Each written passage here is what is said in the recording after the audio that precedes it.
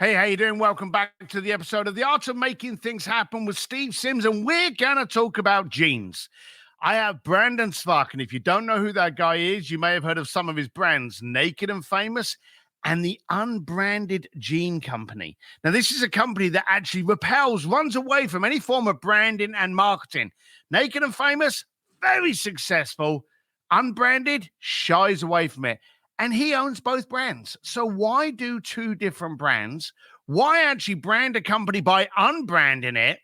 And listen to what he actually does. But more important, listen to his passion on jeans and ask yourself, do you have that amount of passion about your business?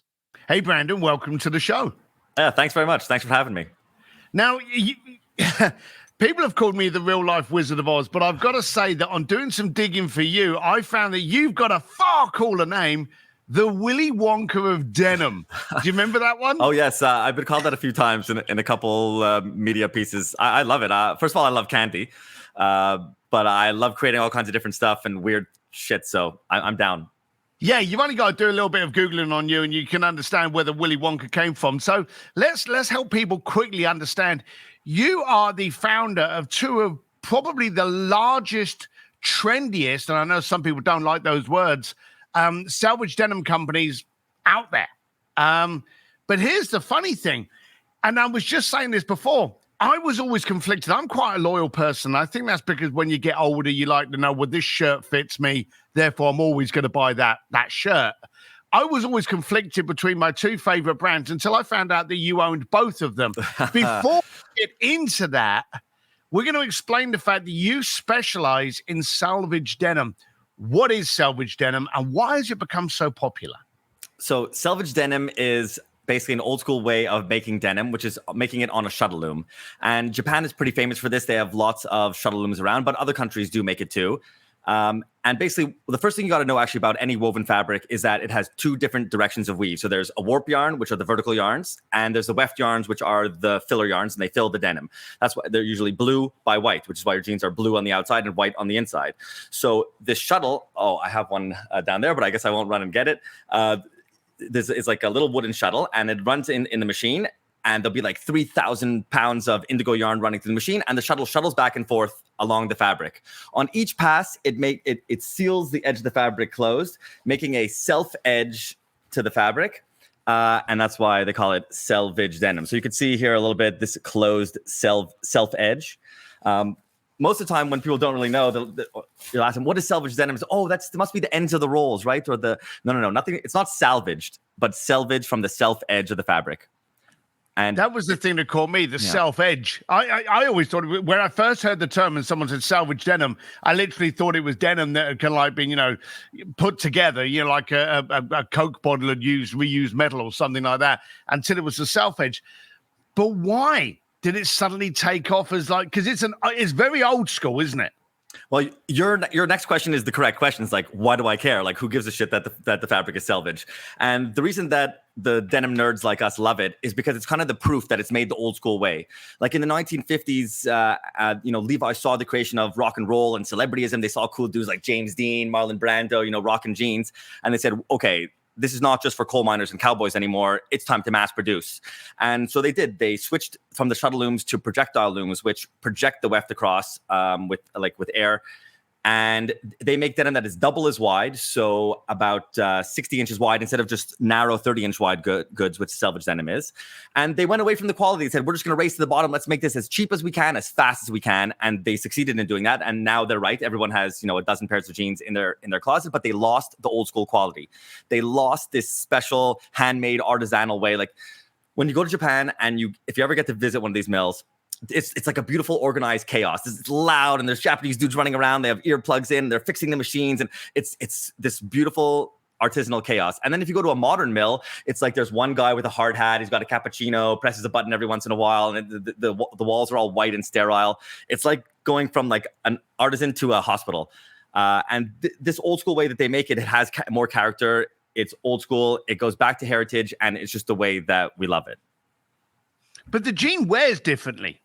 Yeah, and so it wears differently for a few reasons. One, because it is this selvage denim, and you can get this really interesting weave, and you can get irregular weaves, and you can get low tension weaving by using these old machines, and that creates a different type of fabric that will wear differently. But it is also the dyeing method that's very special that they use in Japan, which is called rope dyeing. And this method is very different than like vat dyeing, which a lot of denim is done all over the world. So it's like a big bowl of soup, less delicious than your grandmother's chicken soup, of course. Just assuming. I only make bad jokes, sorry.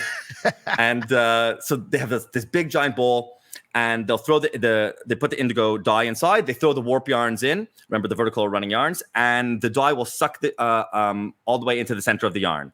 But in Japan, it's a much more fascinating process. What I told you was called rope dyeing. So they have these machines like 50 feet high. Like we actually had to take an elevator to the top of the machine to the next floor to see what was going on. And they dip the yarn into the bath of indigo and pull it out and let it dry. And then again, dip and dry and dip and dry, not by hand, but by machine. And you can see as you walk along the machine, you have like kind of like this green, and then a darker green, and then a darker green, and then this greenish blue, and then darker blue, and darker blue, and darker blue, until you get this rich indigo color. But the secret is that they don't let it stay in the bath long enough, so the core of the yarn remains white. And then on the outside, you have indigo, and indigo, and indigo, and indigo. But the center is always white. So as you beat the crap out of your jeans, and you get the marks from your wallet, from the whiskers on the front, and it breaks through that coating, and you reveal this beautiful white honeycomb contrast interior, and nowhere else can get it like that. Now, I've got to give a shout out to a friend of mine from Tobacco Jeans. They were the first guys that introduced me to salvage denim because they do them for motorcycles. And of course, then I thought, well, these are great for motorcycles. What about if I could get them for just like daily wear? And that's what led me on this journey for salvage denim. But salvage denim, or let's say denim in general, you go into a lot of stores, and you've already mentioned like Levi, there's a lot of stores that have this front fading, and like there's fading on jeans that I'm thinking, how the hell is there fading there? What the hell are you doing on the back of your calf that there would be fading? But yeah, I agree. It kind of looks weird. When you get a salvage jean, it's usually a good solid color that then adapts to your wear.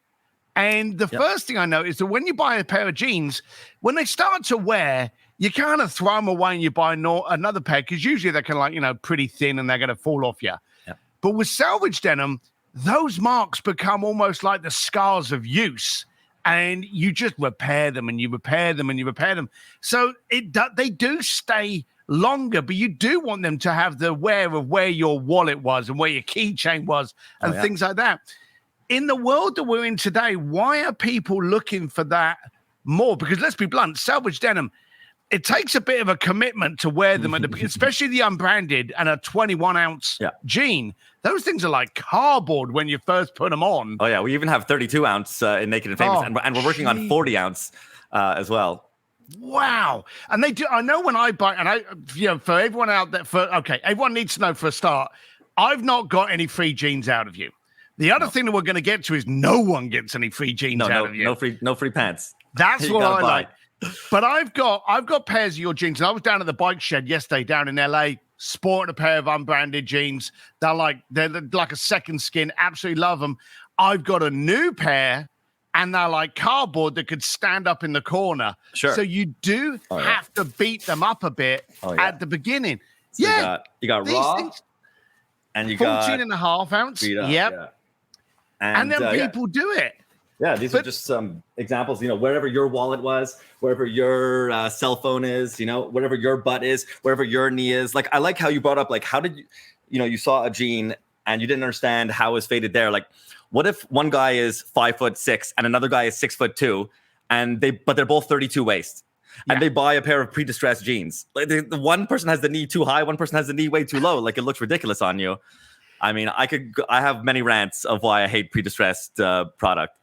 Well, I'm a great fan. That's been made clear. I told you that beforehand, but now I want to get into how the weirdness that you've done it, because you are the founder of Naked and Famous. And Naked and Famous, and let's hit on the famous bit. For a start, it's been well reported. Justin Bieber, a lot of people have gone, hey, send me jeans. I'll wear your jeans in my video. I'll do this. And you've just gone, no, I'm not giving any free jeans away at all. We never have and never will. not only do we not do free jeans, we don't give jeans to celebrities or anything like that. We also don't do advertising. You've never seen a Naked and Famous, magazine ad, a billboard ad, a radio ad, none of that ever. We've never bought any Google AdWords ever. Whenever we do, like, if I ever do an entrepreneur podcast or something like that, that blows people's minds because everyone thinks you have to have Google AdWords for your brand. Like, what about just making your product good and a good value, and people will buy it because of that.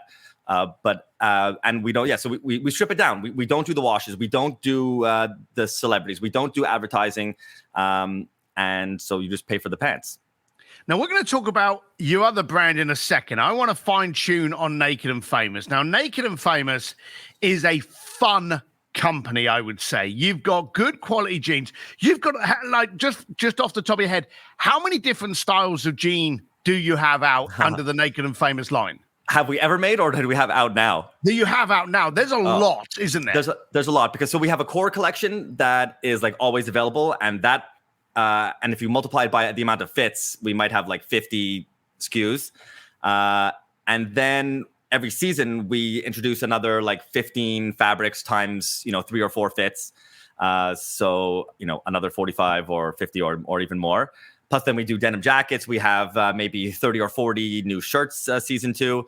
But yeah, we've been going for almost 15 years. February 2023 will be our 15-year anniversary. And we must have made more than 1,000 different kinds of fabrics. And if you want to talk crazy ones, we've made glow-in-the-dark jeans. We make the heaviest jeans ever made in the world. We've done raspberry scratch-and-sniff jeans. We've done thermochromic jeans that change colors with body heat, stainless steel blend, cashmere blend. I think you might like the Kevlar blend. We've done possum hair blend, wine dye, green tea dye. And we're talking about the core yarns before. So we've done all kinds of different core jeans where I talked about rope dyeing, and Instead of rope dyeing indigo, what we do is we dye in multiple colors first, like all the different colors of the rainbow. Then we rope dye in indigo. So as you your jean looks blue, when you beat the shit out of it, it fades the multicolor rainbow. We have so many wild fabrics and compositions. I have the best job in the world. I get to do crazy shit every day and make fun, weird styles. Now, if anyone is thinking, hey, I don't want glow-in-the-dark jeans, they do solid, good jeans as well. So I'm not a colorful person. Everyone knows that.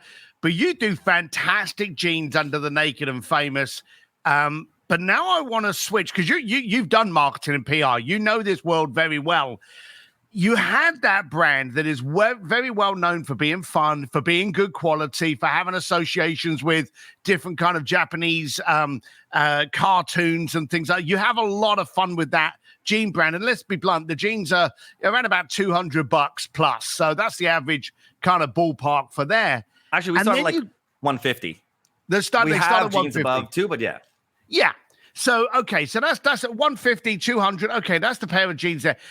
Let's be blunt. They're not a $60 pair of Levi jeans. Correct. All right. So that's the price on jeans. Now, a lot of guys, we don't spend the money that a lot of, like my wife would go she's buying a pair of jeans for $400. That's fine. Yeah. I'm like, are you kidding? But anyway, you did something that I really want to delve into for anyone out there in the entrepreneurial marketing world, which is kind of weird. You've got an incredibly successful, prominent, established brand, and then you went and built another brand. And as I said at the beginning, that I love, and I was contradicted between which one I loved more, called the unbranded jeans. And that's the name of the jean company, unbranded. You can actually Google it out there. And on there, you don't even put the stamp on the patch of the jeans. That's correct. We don't even have a label inside with the brand name. It doesn't even say unbranded like on the waistband. No, it's you literally have and in a world of branding and in a world of marketing and in a world of positioning, you completely turned around and went, we're not doing any of that. We just do good jeans. And they're a lot cheaper. They're like $88 for a pair of jeans there. Yeah. Why do that? Well, it seems counterintuitive because it seems like we are undercutting our brand. But I knew that if we didn't do it, that someone else would. And actually, the true story, though, of the origin is not that I was forced to do it, but we were forced to do it by opportunity. Because when Naked and Famous first came out, even in our very first season, we sold to Barney's. I mean, they don't exist anymore, but we sold to them for like many years in a row, including our first ever season. And back in the day, online selling wasn't as popular, 15 years ago. So there was this very territorial thing, and like Barney's did not want us to sell to certain other stores. Yeah. And some of those certain other stores included like Urban Outfitters. Urban Outfitters is a fun store, but it was not a high-end store. And Barney's, they want to be, the high-end store that's carrying our product. And really the goal of Naked and Famous was to be the least expensive brand at the most expensive stores. So we had it going pretty well, even in the first season. And and Urban Outfitters came to me and said, "Oh, we like this brand, Naked and Famous. It sounds really cool. We think we could sell. Here's an order for 2,000 pieces." And I was like, no, we can't sell to you like we sell to Barney's. And then the next season they came to me again. "Oh, this is really cool. Here's 3,000 piece order." I'm like, no, I can't do it. We can't take your order. And eventually they kept coming back to me every season. I'm like, "All right, let me come to your head office. Let's have a talk. And I can build you something that's even better, more suited for you, suited for your price point, and with an even I don't know if it's a more interesting concept, but a different concept that is similar." So that's how Unbranded Brand became, because what I really envisioned was like you walk into an Urban Outfitters and they'll have like a big poster that says "No celebrities, no advertisements, no bullshit, just jeans," and then have like our jeans underneath. And I just thought that it should be killer. It'd be so easy. And so that's what we did. We basically made it for them, and we were their number one men's jean for quite a bunch of years. But they never let me do POP in the store, point of purchase material. They never let me come in. Like, one of my best things is doing product knowledge seminars. I'll go into Barney's or to any store that we sell to and do product knowledge seminars for the staff and teach them about it and come back. And like, I don't think that other designers do that as much. And maybe they send a sales rep and like, "Oh, yes, Justin Bieber is wearing this one this season and it's blue. And here's the black one. Johnny Depp wore it. It's TMZ, do you see?" And so but they don't like pour their heart out to the staff and like show them all the details and everything. So was one of my best things. And Urban Outfitters never let me do it. So after a few years, they dropped the brand, but we were already killing with it. So that's kind of how it got created. And it's done very well because of the anti-branding. And again, in a world where we're all trying to brand ourselves and we're all trying to stand out, we're all trying to make sure that we're noticed as the unicorn, you went completely the opposite way. Forget the fact that you already had one of the top established brands out there, Naked and Famous. Anyone that Googles top 10 salvage denim in the planet, Naked and Famous is going to come up in every single one of those lists. That's just the way it is. You already had that, and you've done very well by shunning any kind of attention on the jeans. And I think not Naked and Famous, Unbranded, what do you do? Like 12 different styles or 10 different styles? It's not a lot.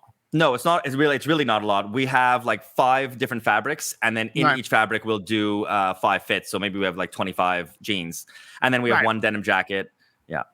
Yeah, we're gonna add more, and then every once in a while, like once a year, we do like a special edition or this or that. We have another special edition planned for next season, and even heavier one will be the heaviest unbranded jean that we've ever made. So how has that worked for you, having no focus on the branding? Because it must raise curiosity today, and that's a good thing, isn't it? That curiosity of, why aren't they giving it to Justin Bieber? Why aren't they doing it? How has that worked for you, and has it worked against you? Yeah, well, I mean, with Naked and Famous, we already tried to strip away a little bit. And then, like you said, Unbranded just takes it one level further. We don't even brand. Like with Naked and Famous, of course, we brand and we have, this pop art logo and all that stuff. But with Unbranded, I said, let's strip it down even more. And that allows us to also save the cost and offer a lower cost. I think people get it. I think people like the transparency. I mean, there's other brands now that do it, but 15 years ago it was much less done. But the whole point was to be a bit of a shit disturber, was to disturb the market and say, look, you don't have to buy $400 jeans. Especially we launched in 2008. So if you remember, there was some action happening in the economy that year. It wasn't a good year to launch. For us, it was perfect, because we sold our stuff at Barney's it started at 110 retail, when they were selling True Religion jeans for like $500-$600. So people were like, oh, wait a minute, we can have a better fabric for a lower price. And we blew people's friggin' minds. So in the beginning, we blew people's minds with Unbranded also. And the no branding aspect was just one of our like proofs. It's just, we are a brand with an ethos. we don't sell based on glamour. We sell based on our ethos and our product and our fabric. And I mean, I think people mostly get it. I have friends though who like even now like still don't get it and bug me about it. They're like, "Oh man, if you had that rapper wearing your stuff, you know how many sell?" He's like, "I just heard a thing. This rapper was wearing a T-shirt and then they sold 5,000 units." I'm like, "Yeah, but then we'd have no more soul. Like if we did that, we would like make one big hit and then all our core fans would go away. And we don't really give a shit about celebrities. I just love pants. I love fabric. We're fabric nerds." I will say today is a very scary time for you to actually tie your brand to a celebrity. I've noticed I've personally noticed a lot of contracts that I've been involved in where they've linked themselves tightly with a celebrity to all of a sudden see the usual gotcha society, find out that he did something 23 years ago, and all of a sudden he's kicked out of that series and the contract goes by the wayside. So in the old days where it was a case of, right, if I want my brand to go galactic, I've got to assign myself to a celebrity. That can now be a risk. And you decided not even to step into that. That realm. Yeah, we don't even dip our toe into it. I mean, we just don't care, and we can let all the other brands do that. Let them spend the hundreds of thousands of dollars on Google AdWords. We're just gonna save that money and put it into the fabric instead. That's why I know that's why we've existed for 15 years, and that's why we have a fan base that follows us, because we put the money into the fabric. When you buy our brands, that you're buying fabric first. And then with Naked Famous, you're also buying our local production. We make everything in Canada where we are from. We own the factory ourselves. And yeah, you're not paying for all the celebrities. I'm like, when we started, there was a brand called William Rast. Do you remember this brand? No. It was a brand that Justin Timberlake and his friend made. I think his name was Trace Ayala. I actually like the name because it was their grandfather's names meld together. That's about all I like. But I like, pay her to your grandfather. That's a good thing. But I forget if it was them or another brand. So, because it's too long ago, but they said, we're not selling jeans. We're selling glamour. We're selling celebrityism. We're selling the image of Justin Timberlake. And like nothing against Justin Timberlake, but it's like, you're literally telling your customers that you're ripping them off, because you're telling them that you're paying for this endorsement. You're paying for, they had, do you know Jay Lindbergh? Do you remember that designer? Yeah. He had like the weird, so they paid him also like $4 million a year to be the designer or something like that. That money goes into each pair of jeans. And like, I remember looking up how much it cost. I remember back in the day, magazines. Do you remember magazines? There used to be magazines. There were a few around. And so, you would look in a GQ magazine to see who's advertising or something like that, or see what is out there. And you would see like a True Religion ad or a William Rast ad or one of those. Yeah. And I said, how much does it cost? So I found the Condé Nast price guide, and it was like $150,000 for one page, US dollars. I was like, man, you do a 12-month campaign, it's over $1 million.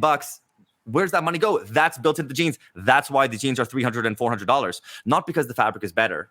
So this we really had to explain a lot back in the day. People didn't understand. They thought, oh, our jeans are $150, but True Religion is $400. True Religion must be better. But of course it's not. It's this thin, crappy, shitty fabric that they sew together cheaply. They're just making huge margins, and then of course paying for celebrityism and all their endorsements and all their other crap.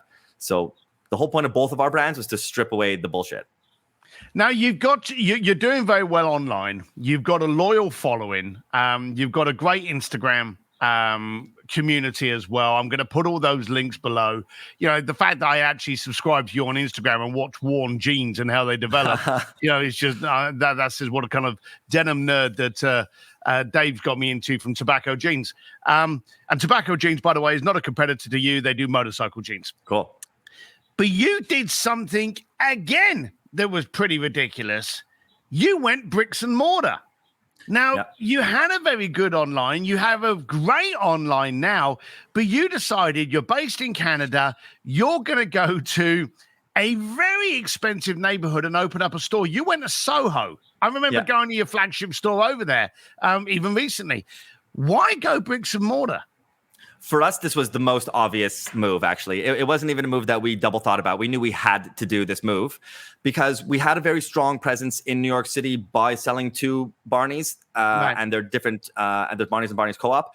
And then once they went bankrupt, or, even once I was seeing that they were eventually about to go bankrupt and out of business, we knew that we needed to make our own proper representation in New York City. New York City is still the center of the universe for like fashion and culture, and it's one of the most major cities in the world, and it's only a 1-hour flight from us. My brother lived there at the time also, so he could help us. I could drive there in 6 hours. It's the biggest city in the world, and it's so close to our head office. So we knew that we needed, I wanted at least one store in America where you could walk in and see the whole collection. We sell to great stores, wholesale all across America, but nobody really carries the entire collection. And nobody has the staff that is just focused on Naked and Famous and is just nerding out on our stuff. And also that has the hemming machine. Like we're, in the nerd world, your jeans have to be hemmed with Union Special 43200G Bulldog chain stitching machine. If you don't have this machine, it's like blasphemy. So we have to have our own one of those. And all my staff knows how to hem and will hem for you on the spot. You buy the jeans, they'll take it, measure you, cut it, hem while you wait. And they know all about our jeans, and they're so passionate. Like we hired from nerds, like we hired only from our fans. Like we didn't try to find a guy, who's the manager at Rag and Bone, let's go see if we can get him. No, we're just like, who likes Naked and Famous? Okay, come, let's fit you in. There is a raging cult passion, excitement when you meet anyone in the business that is just genuinely excited about that products, and they almost want to show up. Oh yeah, you look at that. Oh, we did this, and look at this, and there's and you can see it from yourself. You're very excited about denim. What's the next thing? You said something about the heaviest jean. Oh yes. Now I wear 14.5 ounce. Yeah. I've got 11 ounce as well, that for anyone out there, is much lighter. I live in Los Angeles, and the 14 ounce can sometimes get a bit hot, but I just love the way it sits. What's this heavyweight that you're getting now? So, this started quite a number of years ago, even like 15 years ago. We saw brands like these hardcore Japanese brands from Osaka, like Samurai Jeans and Studio d'Artisan, and various other brands that were just like upping the game in heavyweight denim. And I'm just like looking at stuff and like, wow, this is so cool. And it's just so crunchy and it feels so amazing. And even Evisu, when there used to be a Japanese brand, we're just like, I remember going into a store and just touching this and being like, wow, this is amazing. And at that time, there was like some, older woman, and she was shopping with either her son or her grandkid, I didn't know. And she touched this jean, and it was super heavy denim. And she's like, ugh. She's like, that's disgusting. Like, how could you even sell this? You should be ashamed of yourself. She's like telling the store clerk. And then she walks away. And then her kid comes, or her grandkid, whoever it was, like a teenager. And he picks up the jeans and he's feeling it. And he's like, he looks at me and he's like, this is the greatest thing I've ever touched in my life. And I was like, yeah, it's fucking sick. And so ever since then, I just, fell in love with heavy denim, and we've been trying to make heavier and heavier and heavier, and trying to hold the title of the heaviest jeans ever made in the world. And now I think there's various other brands that make 32 ounce denim, but for a while we were the only brand who actually made, and not just made one, but we made like more than 500 pairs and sold them retail. But by the way, when someone says ounces, it doesn't mean the whole jean weighs, like when you say you're wearing 14.5 ounce jean, explain it doesn't mean that the whole jean weighs 14.5 ounces. It's ounces per square yard. So if you were to cut 1 square yard of the fabric, that weighs, 14.5 ounces. So some people get confused. We're Canadian, so we should be saying grams per meter square. But of course, jeans are very American. So most people know it. Most people say it in ounces. And those things literally must stand up in the corner. Yeah, we can. If I have one back here, I usually I can stand them up. We when we go to trade shows, we stand them. Or if I ever do an event at a store, I have denim juggling balls and I have my denim standing jeans, and people just like look around and they think there's a wire on top, and they're like, "What the hell?"